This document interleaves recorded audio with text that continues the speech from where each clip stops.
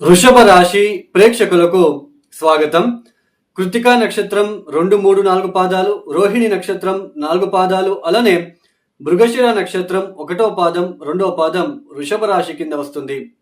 శ్రీ పరాభవనమ సంవత్సరంలో వృషభ రాశి వాళ్ళకి సంవత్సరం మొత్తం కూడా శని మీన రాశిలోనే సంచారం చేస్తూ ఉంటారు. అంటే మీ జన్మరాశి నుంచి లాభస్థానంలోనే సంచారం చేస్తూ ఉంటారు. ఇక రాహు కేతు ఇద్దరు కూడా సంవత్సరం చివరి వరకు అంటే డిసెంబర్ 5వ తేదీ వరకు కూడా రాహు కేతు రాశి మార్పులు ఉండవు. రాహు యాజ్ ఇట్ ఈజ్ కుంభంలోను, కేతు యాజ్ ఇట్ ఈజ్ సింహంలోను సంచారం చేస్తూ ఉంటారు. అంటే మీ జన్మరాశి నుంచి చతుర్థ స్థానంలో కేతువు, అలానే దశమ స్థానంలో రాహువు.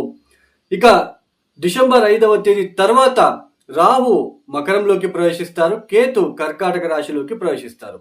అంటే మీ జన్మరాశి నుంచి తృతీయ స్థానంలోకి కేతు ప్రవేశము, అలానే నవమ స్థానంలోకి రాహు ప్రవేశం జరుగుతుంది. ఇక గురువు గారు జూన్ 1వ తేదీ వరకు ఆయన ద్వితీయ స్థానం అంటే మిథున రాశిలో సంచారం చేస్తూ ఉంటారు. జూన్ 1వ తేదీ కర్కాటక రాశిలోకి ప్రవేశిస్తారు.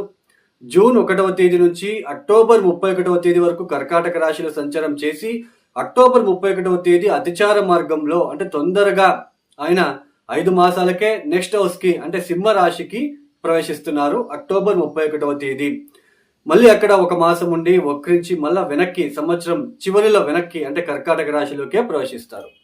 ఈ గ్రహ సంచార రీత్యా ఈ వృషభ రాశి ప్రేక్షకులకు ఒక ముఖ్యమైన గమనిక.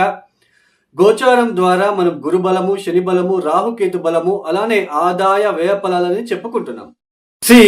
ఒక రాశికి సంవత్సరం గురుబలం ఉంటే వచ్చే సంవత్సరం గురుబలం ఉండదు.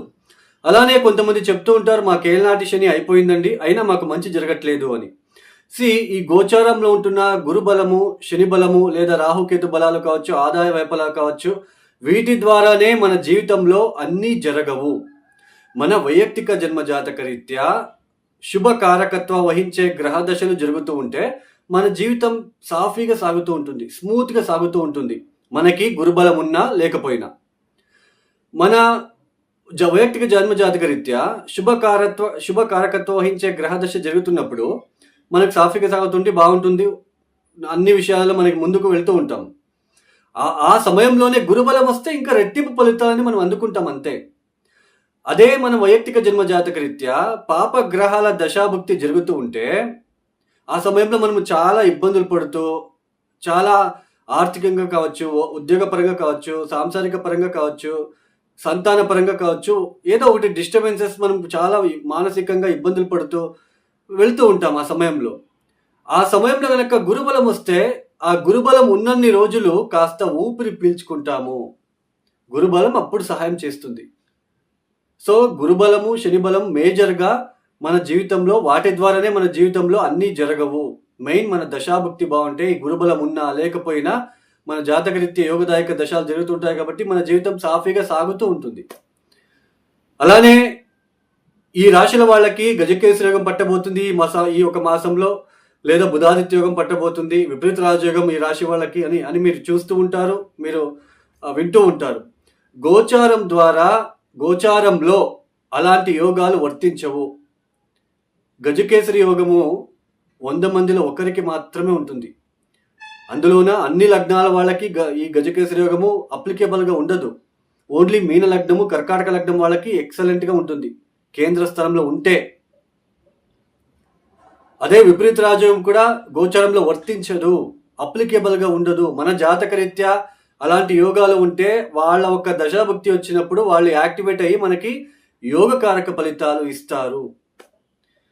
వాస్తవాన్ని అర్థం చేసుకోండి. అలానే శ్రీ పరాభవనమ సంవత్సరంలో వృషభ రాశి వాళ్ళకి ముఖ్యంగా జూన్ 1వ తేదీ వరకు మనకి గురువు గారు ద్వితీయ స్థానంలో సంచారం చేస్తూ ఉంటారు.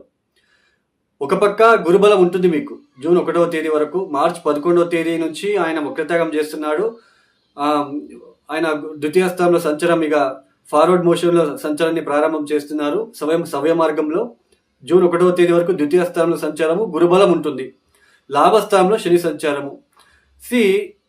మీ జాతక రీత్యా శని మహాదశ, శని భుక్తి జరుగుతూ ఉంటే వాళ్ళకి శని లాభస్థానంలో ఉన్న ఫలితాలు మీకు అందుతాయి. అలానే ముఖ్యంగా ద్వితీయ స్థలంలో గురువు ఉంటున్నాడు కాబట్టి సో గురుబలం ఉంటుంది కాబట్టి కాస్త ఆర్థికంగా బాగుంటుంది, మీ మాటకు విలువ పెరుగుతుంది. అలానే ఆదాయ మార్గాలలో చాలా అభివృద్ధి కనిపిస్తూ ఉంటుంది. అలానే వ్యాపార అభివృద్ధి కోసం చేసే ప్రయత్నాలలో సఫలీకృతం అవుతారు. కుటుంబంలో ఏదైనా వేడుకలు లాంటివి జరగడము, లేదా మీ యొక్క బాబుకి లేదా మీ పాపకు ఏదైనా పెళ్లి సంబంధాలు ఫిక్స్ అవ్వడం లాంటిది, అలాంటివి ఎక్కువగా కనిపించడానికి ఆస్కారాలు ఉంటాయి. కౌటుంబిక విషయాలలో చాలా కాస్త అభివృద్ధిదాయకంగా మీరు ముందుకు వెళ్తారు అని అర్థం. బట్ చతుర్థ స్థానంలో కేతు ఉంటున్నాడు. చతుర్థ స్థానంలో కేతు గ్రహ సంచారం అనేది మానసికంగా చాలా ఒడిదుడుకులు ఫేస్ చేస్తూ ఉండడానికి, అలానే మనశ్శాంతి ఉండదండి. ఫికల్ మైండెడ్, చంచల స్వభావం ఏర్పడుతూ ఉంటుంది. అనవసరమైన ఆలోచనలు, అనవసరమైన కోపము ఎక్కువగా కలిగిస్తూ ఉంటుంది ఈ సమయంలో. తల్లి ఆరోగ్యం విషయంలో కూడా ఇబ్బందులు. ఈ చదువుకునే పిల్లలు 5, 6, 7, 8వ తరగతి 9వ తరగతి చదువుతున్న పిల్లలకి వాళ్ళకి ఏదైనా ఒత్తిడులు, ఆరోగ్య విషయాల ఒత్తిడులు, లేదా వాళ్ళు చదువుల పట్ల కాన్సన్ట్రేషన్ చేయలేకపోవడం అనేది మీరు గమనిస్తూ ఉంటారు. సో అంటే మానసిక పరంగా చాలా ఇబ్బందులు కలిగించే స్థానం చతుర్థ స్థానంలో కేతు లాంటి గ్రహం వచ్చినప్పుడు. డిస్అటాచ్మెంట్, ఎవరితో ఎక్కువగా మాట్లాడలేకపోవడము, ఏది నమ్మాలో అర్థం కాక ఇలా గందరగోళ పరిస్థితులు ఎదుర్కొంటూ ఉంటారు. అలానే వాహన సౌకర్యానికి సంబంధించిన విషయాల్లో కూడా కాస్త ఒడిదొడుకులు, ఇబ్బందులు ఫేస్ చేస్తూ ఉండడానికి ఛాన్సెస్ అనేది ఉంటుంది. అంటే ద్వితీయ స్థలంలో ఒక పక్క గురుబలం ఉన్నప్పటికీ మనకి ఆర్థికంగా బాగుంటుంది, కాస్త కౌటుంబిక విషయాల్లో చాలా బాగుంటుంది, కాస్త మీకు ఏదైనా శుభకార్యాలలో పాల్గొనడము, మీ మాటకు విలువ పెరగడము, ఇవన్నీ బాగుంటుంది. బట్ మీ మానసిక విషయాలలో, మానసికానికి సంబంధించిన విషయాల్లో, అంటే కంఫర్ట్కి సంబంధించిన విషయాల్లో ఎక్కడో ఒక చోట ఇబ్బంది కలిగిస్తూ ఉంటుంది చతుర్థ స్థలంలో ఉంటున్న కేతువు. అలానే ప్రాపర్టీ కొనాలి, వాహనం కొనుగోలు చేయాలి, ఏదో ఒకటి ఆటంకాలు రావడము, పోస్ట్ పోన్ అవ్వడము, ఇట్లాంటివి కూడా ఛాన్సెస్ అనేది ఉంటుంది. ఇక దశమ స్థలంలో రాహు ఒక సంచారము, దశమాధిపతి మనకి శని లాభస్థానంలో ఉంటున్నాడు. ఇది ఎలా ఉంటుందంటే ఉద్యోగ విషయాలలో మీకు చాలా కొంచెం అభివృద్ధి కనిపించినప్పటికీ కూడా, ఉద్యోగంలో బాగున్నప్పటికీ కూడా, ఈ ఇంటికి సంబంధించిన విషయాలలో వాటి వలన చాలా అప్సెట్ అవ్వడము, డిస్టర్బెన్సెస్ అవ్వడము కనిపిస్తూ ఉంటుంది.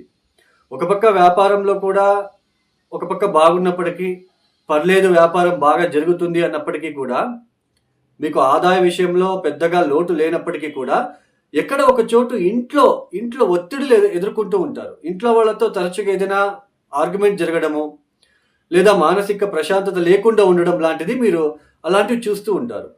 చూడండి, ఎవరి జాతకంలో అయితే శని మహాదశ, శని భుక్తి జరుగుతూ ఉంటే వాళ్ళకి లాభస్థానంలో శని సంచారము ప్రాఫిటబుల్గా ఉంటుంది. అందరికీ ఉండదు. మీకు ఏ కేతు మహాదశనో, ఏ బుధ మహాదశనో, ఏ కుజ మహాదశనో జరుగుతూ ఉంటే మీ జాతకరీత్యా శని గోచరంలో ఎక్కడైనా ఉండని మీకు శని నుంచి మీకు లాభం ఉండదు, నష్టము ఉండదు.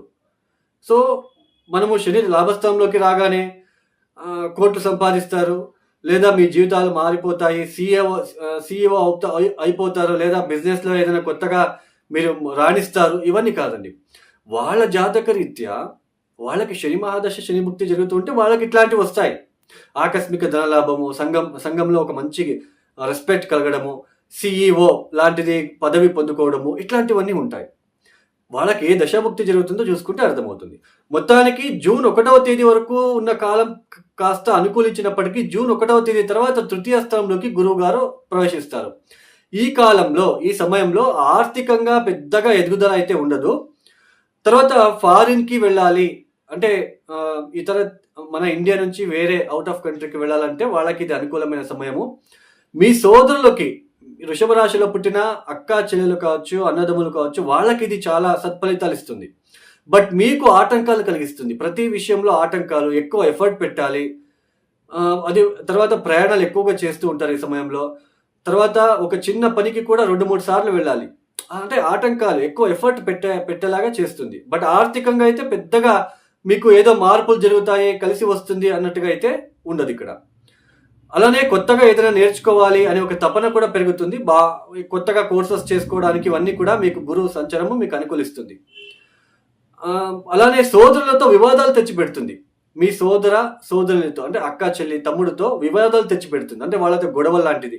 బట్ వాళ్ళకి బాగుంటుంది, వాళ్ళకి చాలా బాగుంటుంది. బట్ మీకు వాళ్ళతో సంబంధాల విషయాలు ఎక్కడో ఒక చోటు ఇబ్బందులు, అలానే తండ్రి ఆరోగ్యం విషయంలో లేదా తండ్రితో మీకు సంబంధాలు ఎక్కడో ఒక చోట డిస్టర్బెన్సెస్ని క్రియేట్ చేయడానికి ఈ సంవత్సరం అవకాశాలు ఉంటాయి. అలానే పిత్రార్జిత ఆస్తి విషయంలో కూడా కాస్త ఇబ్బందులు పడడానికి ఛాన్సెస్ ఉంటుంది. బట్ అవుట్ ఆఫ్ కంట్రీకి వెళ్ళాలి అనే ఒక ఆలోచనతో ఉన్న వాళ్ళకి కాస్త అనుకూలించే సమయం అనే చెప్పొచ్చు. బట్ ఏది ఈ ఫైనాన్షియల్ పరంగా ఉద్యోగ పరంగా కాస్త ముందుకు వెళ్తా ఉంది అన్నప్పటికీ ఈ చతుర్థ స్థానంలో ఉంటున్న కేతు వలన కాస్త మానసిక ప్రశాంతత లేకుండా ఉండడానికి ఆస్కారాలు ఉంటుంది. ఇక ఈ వృషభ రాశిలో పుట్టిన కృతికా నక్షత్రం 2, 3, 4 పాదాల వాళ్ళకి గురు సంచారము శని సంచారం ఎప్పుడు బాగుంటుందో చూద్దాం. ఈ గురు సంచారము జూన్ 18వ తేదీ తర్వాత బాగుంటుంది. అంటే ద్వితీయ స్థానంలో గురుబలం అంటే గురు సంచారం చేసే సమయంలో గురుబలం ఉన్నప్పటికీ ఈ మార్చ్, ఏప్రిల్, మే, జూన్లో ఆయన పునర్వసు నక్షత్రంలో సంచారం చేస్తూ ఉంటారు గురువు గారు. మీ కృతికా నక్షత్రం వాళ్ళకి పునర్వసు నక్షత్రం ప్రత్యేక తార అవుతుంది. అంటే ద్వితీయ స్థానంలో సంచారం చేసినప్పటికీ కూడా పెద్దగా చేంజెస్ అయితే రాదు. ఎందుకంటే నక్షత్ర ఫలితాలు మనం చూసుకుంటే ఇక జూన్ 18వ తేదీ నుంచి ఆగస్ట్ 19వ తేదీ వరకు బాగుంటుంది. తర్వాత అక్టోబర్ 31వ తేదీ తర్వాత బాగుంటుంది గురు సంచారం. ఇక శని సంచారం ఎప్పుడు బాగుంటుంది? మే 17 వరకు బాగుంటుంది. మే 17 దాటిన తర్వాత కాస్తగా లాభాల కోసము ఆర్థిక విషయాల్లో కాస్త వెనకడి అంటే కొంచెం డిస్టర్బెన్సెస్ క్రియేట్ అవుతుంది. ఇక రోహిణి నక్షత్రం వాళ్ళకి ఈ గురు సంచారం ఎప్పుడు బాగుంటుంది అంటే ఈ మార్చ్, ఏప్రిల్, మే, జూన్ 18వ తేదీ వరకు ఎక్సలెంట్ పీరియడ్.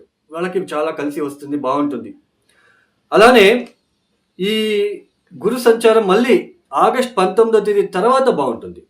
అంటే ఫారిన్ ట్రావెల్కి, జర్నీస్కి, ఏదైనా మీరు ఇంపార్టెంట్గా మీరు ఈ పనిలో ఏదైనా ఉండాలి, ఈ పని కరెక్ట్గా అవ్వాలి అనుకొని మీరు వెయిట్ చేస్తుంటే ఈ సమయం యూటిలైజ్ చేసుకుంటే మంచిది. ఇక శని సంచారం ఎప్పుడు బాగుంటుంది? మే 17 దాటిన తర్వాత బాగుంటుంది. మేబీ రోహిణి నక్షత్రం వాళ్ళకి అవుట్ ఆఫ్ కంట్రీకి వెళ్ళే ఛాన్సెస్ ఏమైనా దొరికే అవకాశాలు ఉంటాయి. అది మీ జాతక రీత్యా కూడా దశాభుక్తి చూసుకోవాలి. ఇక మృగశిర నక్షత్రం 1, 2 పాదాల వాళ్ళకి గురు సంచారము జూన్ 18 నుంచి ఆగస్ట్ 19 వరకు బాగుంటుంది. అలానే అక్టోబర్ 31వ తేదీ తర్వాత బాగుంటుంది. శని సంచారం ఎప్పుడు బాగుంటుంది? మే 17 వరకు మాత్రమే అనుకూలిస్తుంది. ఈ వృషభ రాశిలో పుట్టిన స్త్రీ పురుషులు ఇద్దరు కూడా ప్రతిరోజు మృత్యుంజయ మంత్రం చదువుకోవడము, అలానే శివ సహస్రనామం చదువుకోవడము, అలానే శ్రీపాద, శ్రీవల్లభ దివ్య చరితామృతం చదువుకోవడం ద్వారా ఈ 3 చేసుకుంటే చాలు. ఓకేనా? అలానే ఉలవలని నానబెట్టిన ఉలవలని మెత్తగైన తర్వాత బెల్లం కలిపి రోడ్ సైడ్ ఉంటున్న నందికి తినిపించండి. ఈ మానసిక ప్రశాంతత కలుగుతుంది. ప్రతి మంగళవారం చేయండి. ఇక ఎవరైతే వీడియో చూస్తున్నారో లైక్ చేయండి, షేర్ చేయండి, సబ్స్క్రైబ్ చేసుకోండి. అలానే ఎవరికైనా ఆస్ట్రాలజీ కన్సల్టేషన్ కావాలనుకుంటే డిస్ప్లే అవుతున్న నెంబర్కి నేరుగా కాల్ చేయండి. ప్రాబ్లమ్స్ చెప్పుకోరాదు, date of birth, timings compulsory కావాలి. సింపుల్ రెమెడీస్ ఉంటాయి. సర్వే జనం సుఖినో భవంతు. ధన్యవాదములు. జై శ్రీరామ్.